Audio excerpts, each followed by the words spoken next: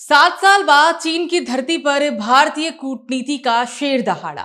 प्रधानमंत्री नरेंद्र मोदी 31 अगस्त से 1 सितंबर तक होने वाले शंघाई सहयोग संगठन यानी एससीओ शिखर सम्मेलन में भाग लेने पहुंचे और जैसे ही उनका विमान बिन्हाई अंतर्राष्ट्रीय हवाई अड्डे पर उतरा, माहौल गूंज उठा।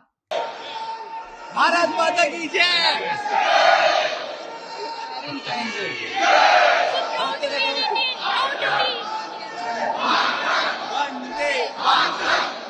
नमस्कार, मैं हूं आपके साथ सुरभि राजपुर। आप देख रहे हैं न्यूज वॉच इंडिया।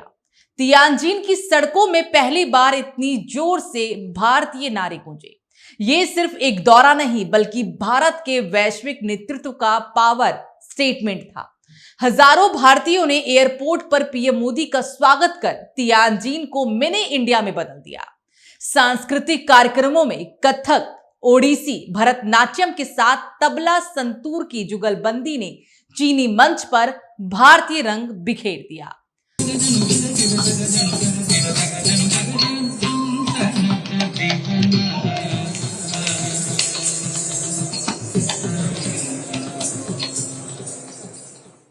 चीनी ओडिसी डांसर झांग जिनहुई ने कहा, प्रधानमंत्री मोदी के सामने परफॉर्म करना मेरे लिए सम्मान है। यानी चीन भी भारतीय कला और संस्कृति की ताकत को सलाम कर रहा है। यह दौरा इसलिए भी ऐतिहासिक है क्योंकि गलवान संघर्ष 2020 के बाद पहली बार प्रधानमंत्री नरेंद्र मोदी चीन आए, जिससे संदेश साफ है। भारत झुकता नहीं, भारत बात करता है, लेकिन भारत ताकत दिखाना भी जानता है।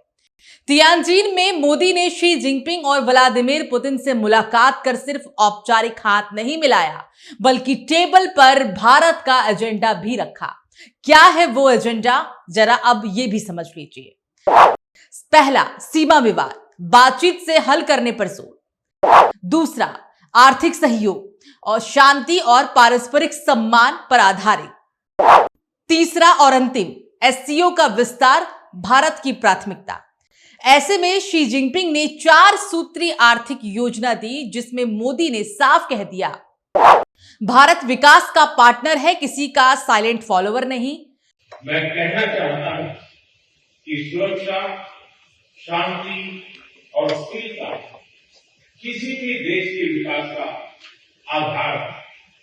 अब एक नजर जरा इस पर भी डालिए, क्या एससीओ में भारत का स्ट्रॉन्ग प्ले है? ये शिखर सम्मेलन सिर्फ सुरक्षा एजेंडा तक सीमित नहीं रहा। मोदी ने बहुध्रुवीय विश्व व्यवस्था और फेयर ट्रेड सिस्टम का दमदार समर्थन किया, जबकि पुतिन ने वेस्ट को लेकर हमला बोला। मोदी ने क्लियर मैसेज दिया, एशिया की आवाज भारत है और भारत डिक्टेट करेगा भविष्य का एजेंडा। चीन का रेड कारपेट, मजबूरी या रणनीति? हालांकि विशेषज्ञ ये भी कहते हैं कि तियानजिन में मोदी को मिला भव्य स्वागत सिर्फ औपचारिकता नहीं है। चीन इस समय भारत को इग्नोर नहीं कर सकता, खासकर जब भारत आर्थिक ग्रोथ, टेक्नोलॉजी और ग्लोबल डिप्लोमेसी में गियर चेंज कर चुका है। और यह रेड कारपेट भारत की बढ़ती ताकत का भी सबूत है। Global message, Bharat is back. Tianjin में गूंजते भारतीय नारे मोदी की डिप्लोमेटिक स्ट्राइक और सांस्कृतिक ताकत ने साबित कर दिया है कि भारत अब सिर्फ एजेंडे का हिस्सा नहीं, बल्कि भारत खुद एजेंडा सेट करता है। यह दौरा यह भी बताता है कि 21वीं सदी का एशिया भारत के बिना अधूरा है। आपको यह रिपोर्ट कैसे लगी, कमेंट बॉक्स में जरूर बताइएगा।